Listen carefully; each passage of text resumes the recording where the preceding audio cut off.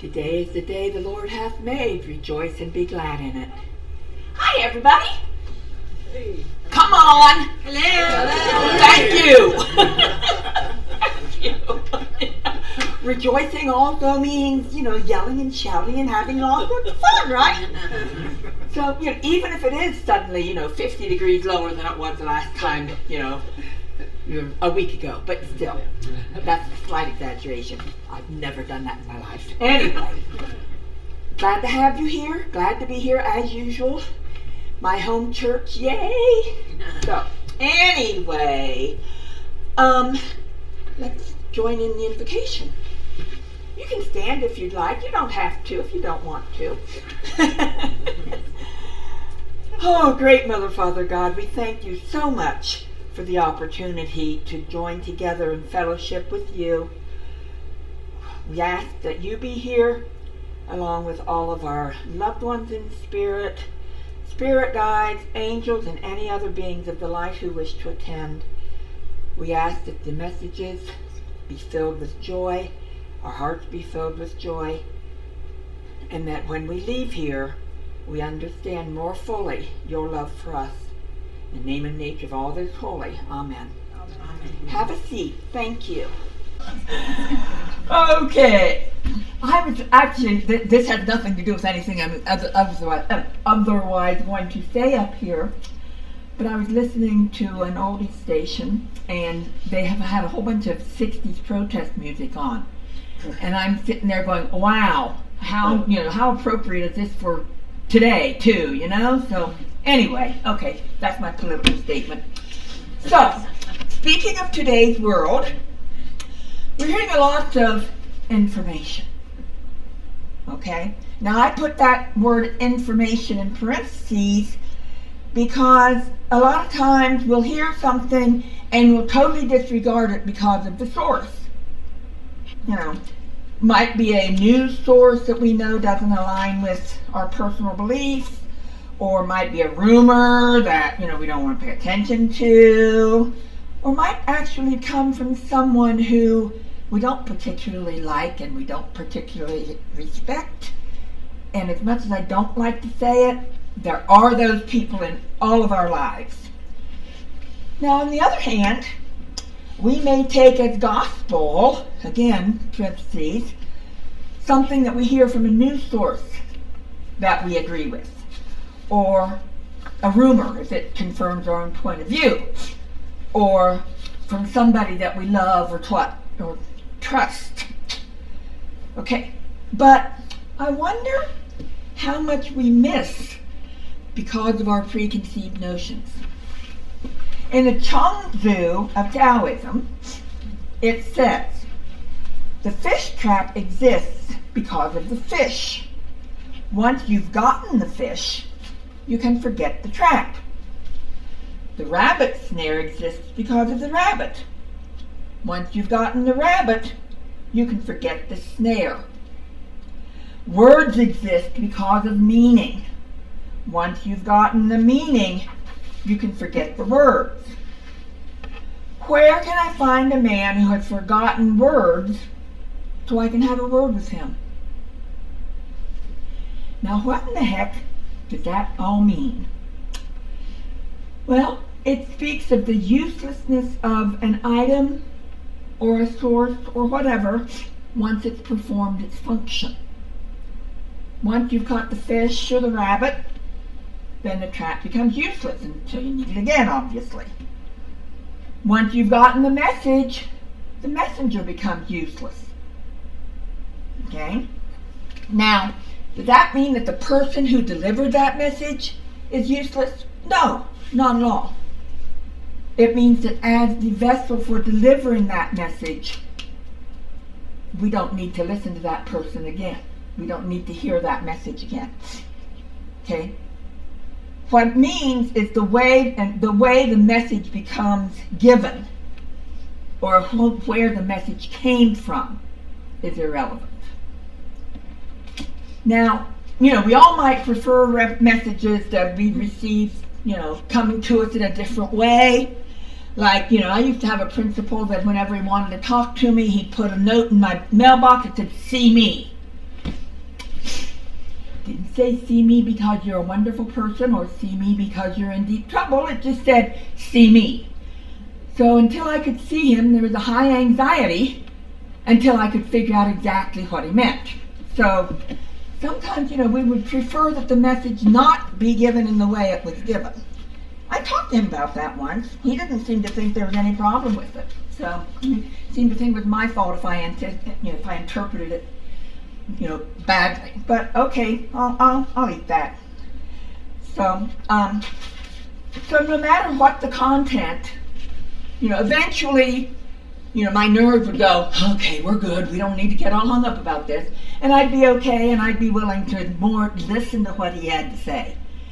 Because let me tell you, I wasn't about to go into that office and listen to what he had to say when I was all upset and nervous, okay? So, as spiritualists, we learn from a very early time on in the church that we are going to get messages from people on the other side that we didn't particularly like or whatever when they were on this side. Does that mean we don't listen to that message? No.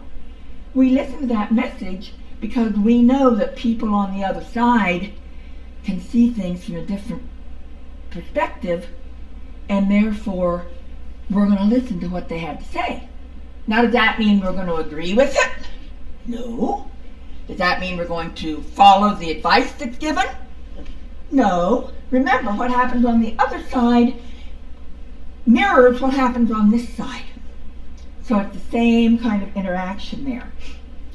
So, since we know that valuable messages can be imparted even if we don't like the way it's done, why are so many of us willing to give less credence to words spoken by someone we don't like or respect? The person might be younger than us. The person might be somebody we perceive as not on our intellectual level. The person might, be somebody who, always seems to speak in a negative tone of voice or whatever. But whatever that non-desirable person is, they might have a very desirable message. We've probably all heard the phrase, don't kill the messenger. Now that came from early Greek and Roman times, when it was literal. If you gave the ruler a message that the ruler didn't want to hear, they'd kill you. Heck, it wasn't the enemy that was sending that message or the friend that was sending a message, it was your fault. Well, luckily in this day and age, we don't kill the messenger. But you know something? Many of us are really good at killing the message because we don't like the messenger.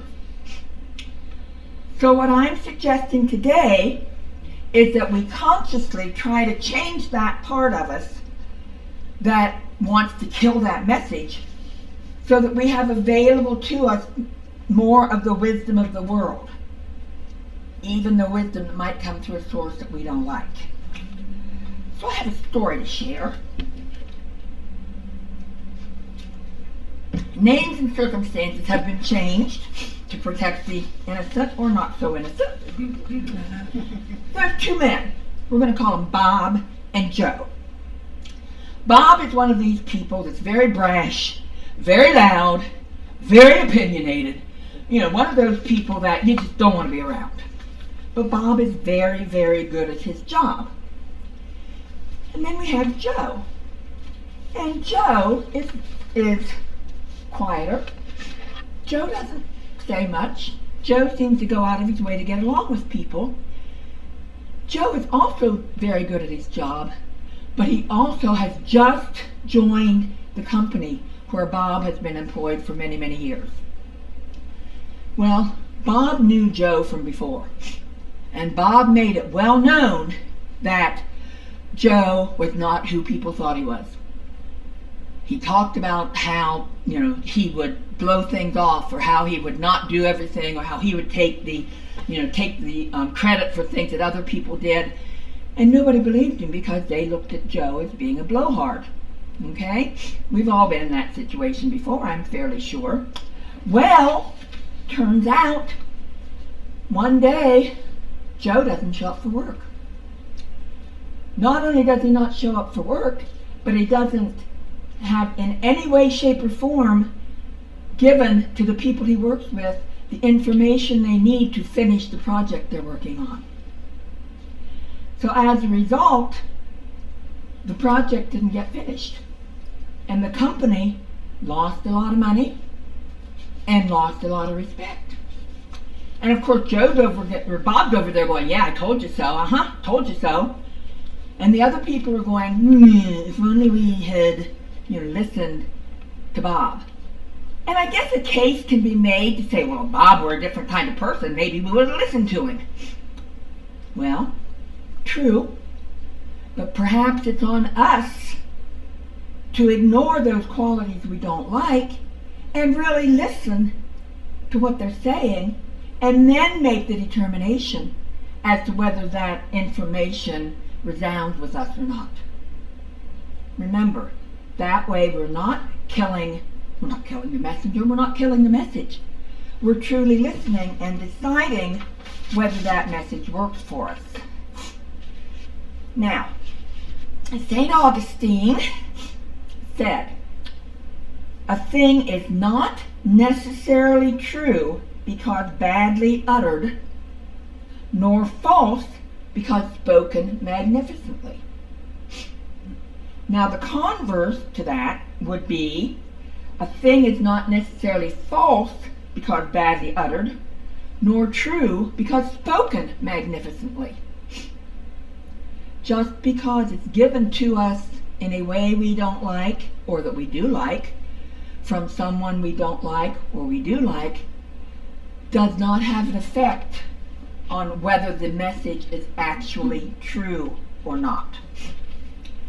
Now sometimes, and I'm going to call it bad mouthing, I know this isn't necessarily just about talking badly about other people, but I couldn't think of another word for it. You all know what I'm talking about. Sometimes we don't listen to that person, or we talk about something out of jealousy or anger or retribution or whatever. Or maybe it's because we think the person really doesn't know anything. But sometimes there are people who really do have trouble finding the words to express themselves. I know that sometimes, I can be up here doing my sermon and having a grand old time, and the minute I sit down and try to talk to somebody, it's like, oh! So sometimes it's just the situation. And granted, people like that can be difficult to deal with, and can be like pulling teeth to try to get information from them. But that does not mean that the information is bad information. Okay? Now notice, I'm not talking about people whose opinion is different from our own. We don't have to accept that we don't have to immediately change our way of thinking or speaking because of what somebody else says. But that doesn't mean that we turn off and simply don't listen because we know that they don't feel the same way. Now, also, I recognize that there are some topics that are just too strong for some people to talk about. And that's okay. But we can very gently say, I can't handle that right now. I think that was my sermon the last time I was here.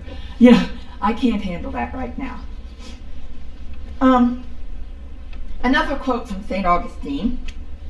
2 criminals were crucified with Christ. One was saved. Do not despair. One was not. Do not presume. Obviously, the one was about hope. Even criminals, we have a principle that says, the door to reformation is never closed, no matter what. But the other one, we don't know why he wasn't saved. We don't know whether it was just circumstances in his life that made him that way, circumstances in the lives of the people who convicted him, and he really didn't do anything wrong. Was it beliefs? Whatever. We don't know just from looking at another person, just at looking at events, just at looking what happened in that moment. We don't know what's going on in that other person.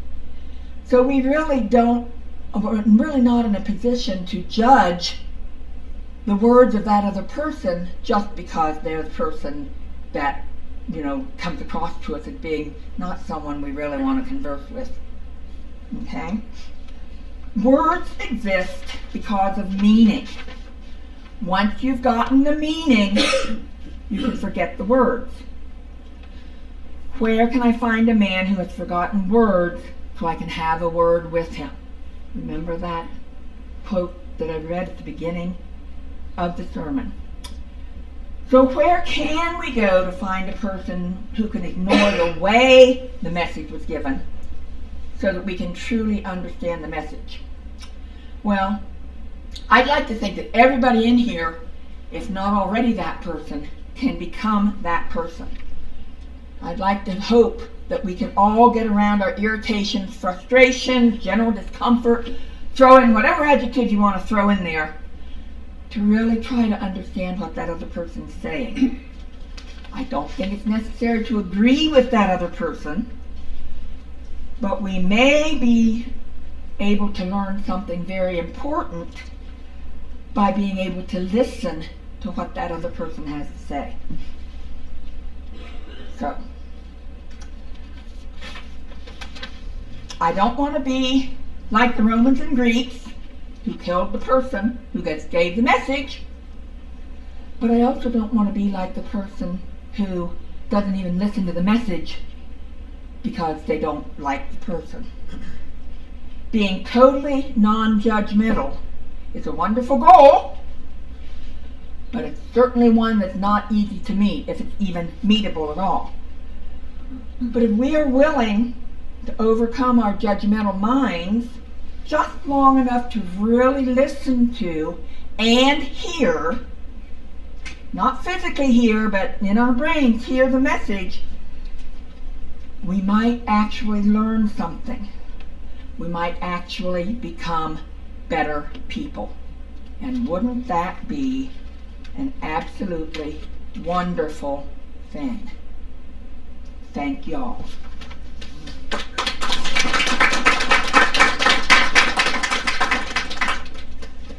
Okay, for our meditation, Psalm 37.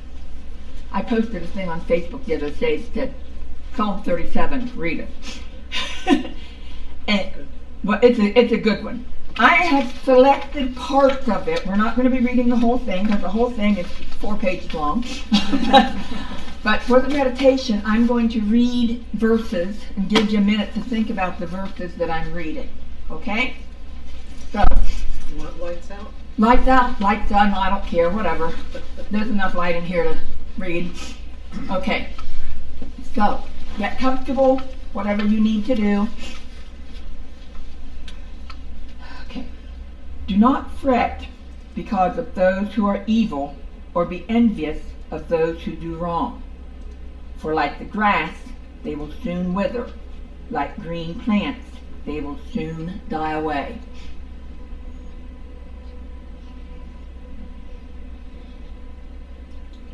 Trust in the Lord and do good. Dwell in the land and enjoy safe pasture. Take delight in the Lord, and he will give you the desires of your heart.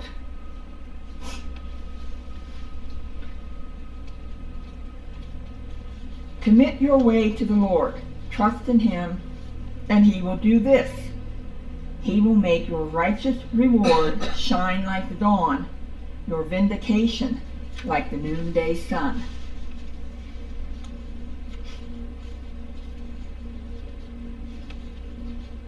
Be still before the Lord and wait patiently for him. Do not fret when people succeed in their ways, when they carry out their wicked schemes. Refrain from anger and turn from wrath. Do not fret. It leads only to evil. For those who are evil will be destroyed, but those who hope in the Lord will inherit the land.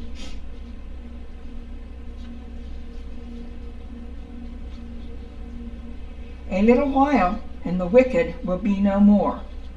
Though you look for them, they will not be found. But the meek will inherit the land and enjoy peace and prosperity.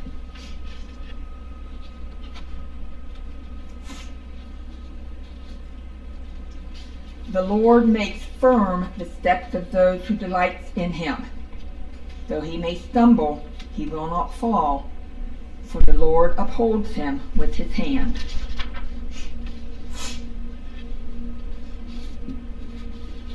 Hope in the Lord and keep his way. He will exalt you to inherit the land. When the wicked are destroyed, you will see it. Consider the blameless, observe the upright. A future awaits those who seek peace. But all sinners will be destroyed. There will be no future for the wicked.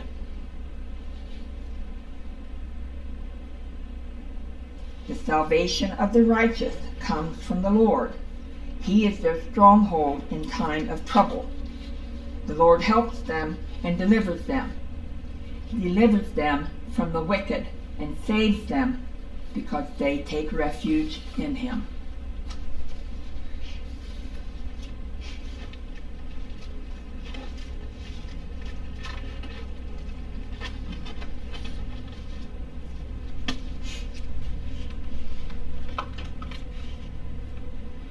Now, as you are ready to rejoin, you may open your eyes and come back to where we are. I think we're all back.